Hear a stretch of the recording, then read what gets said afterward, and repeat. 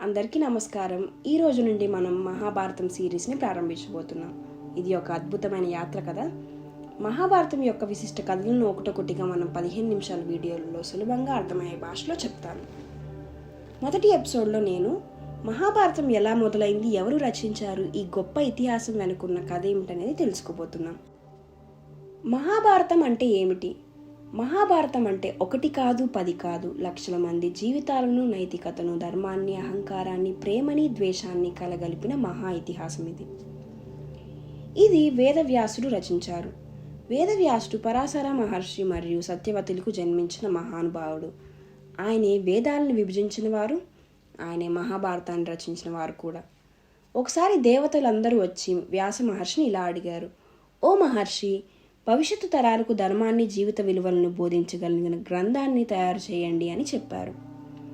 ఆ సమయంలో వేదవ్యాసుడు మనసులో ఒక కథ రచించడం మొదలుపెట్టాడు. కౌరవులు పాండవులు కథ.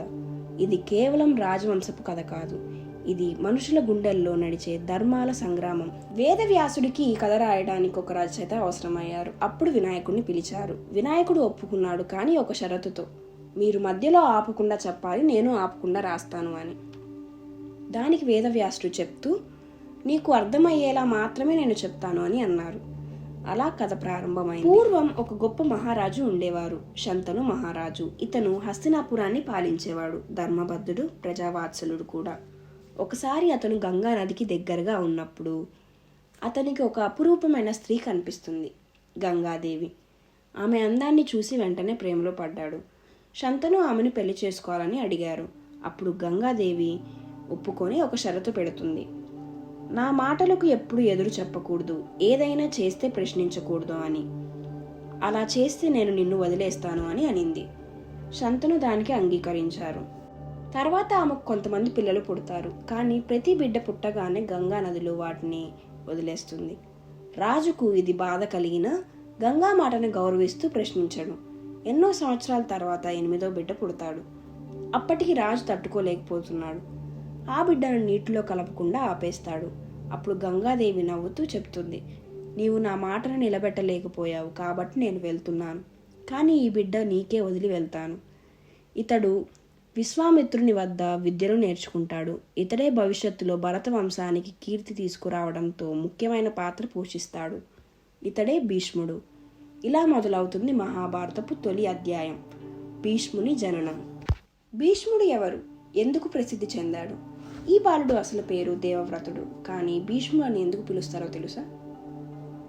అతడు కొంతకాలానికి తన తండ్రి శంతను ప్రేమలో పడిన మరొకరిని పెళ్లి చేసుకోవాలని కోరుకుంటాడు. ఆమె పేరు సత్యవతి. కానీ ఆమె తండ్రి ఓ షరతు పెడతాడు: నా కుమార్తె కుమారులు మాత్రమే సింహాసనం అధిష్ఠించాలి అని. అప్పుడు దేవవ్రతుడు తన తండ్రి కోరికను నెరవేర్చేందుకు తానే రాజ్యాన్ని వదులుకుంటాడని, పెళ్లి కూడా చేసుకోనని ప్రమాణం చేస్తారు. అలాంటి ప్రమాణం ఎవరు చేయలేరు. అందుకే దేవతలు కూడా ఆశ్చర్యపడి ఇతడే భీష్ముడు అని పేరు పెట్టి ఆశీర్వదించారు. ఇతడికి మరణం ఎప్పుడూ రాదు, తానే కోరుకున్నప్పుడు మాత్రం మరణిస్తాడు అని చెప్తారు. ఇది మన భీష్ముని గొప్పతనం. శంతను సత్యవతిని పెళ్లి చేసుకుంటారు. వారికి 2 కుమారులు పుడతారు, చిత్రాంగదుడు, విచిత్ర వీర్యుడు. భీష్ముడు సత్యవతి పిల్లల్నే వారసులుగా ఉండేలా చేసి తన మాటను నిలబెట్టుకుంటాడు. అయితే ఇక్కడి నుంచి అసలు సంక్షోభం మొదలవుతుంది. చిత్రాంగదుడు ధైర్యవంతుడు, కానీ ఒక గంధర్వుడితో యుద్ధంలో చనిపోతాడు. విచిత్ర వీరుడు సింహాసనం అధిష్ఠిస్తాడు. అతనికి 2 రాణులు, అంబిక, అంబాలిక. ఇక్కడే సత్యవతి తన మొదటి కొడుకు వ్యాసుడిని పిలుస్తుంది. సత్యవతి కొడుకుకు పరాశర మహర్షితో ఆమెకు పుట్టినవాడు. వ్యాసుడిని పిలిచిన తన కొడుకులతో నియోగ ధర్మం ప్రకారం పిల్లలను కనుమడుతుంది. వ్యతిరేకించిన వ్యాసుడు కూడా అంగీకరిస్తాడు. మొదట అంబికను చూస్తాడు.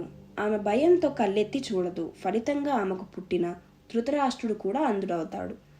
తర్వాత అంబాలికకు చూస్తాడు. అంబాలికను చూసిన తర్వాత ఆమె కాంతి తగ్గిపోవడంతో పుట్టినవాడు పాండు. పాండు శరీర బలహీనుడు అవుతాడు. మళ్ళీ ప్రయత్నంలో ఒక దాసిని పంపిస్తారు. ఆమె సంతోషంగా వ్యాసుని చూస్తుంది. పుట్టినవాడు విదురుడు. ఇప్పుడు వంశానికి ఉన్న వారసులు: ఒకడు అంధుడు, ఇంకొకరు బలహీనుడు, ఇంకొకడు దాసీపుత్రుడు. ఇక్కడి నుంచే మహాభారత కథలో గొప్పతనం కన్నా సంక్లిష్టత మొదలవుతుంది. ఇలా కొనసాగుతుంది. ఇంతవరకు మనం చూసింది భీష్ముడి త్యాగం, సత్యవతి రాక, వ్యాసుడి నియోగ ధర్మం, వంశ సంక్షోభం. ఇలా మనం ఎపిసోడ్ 1 అయితే పూర్తి చేసుకున్నాం. అండ్ మీకు కనుక ఈ వీడియో నచ్చినట్లయితే please do like, share and comment.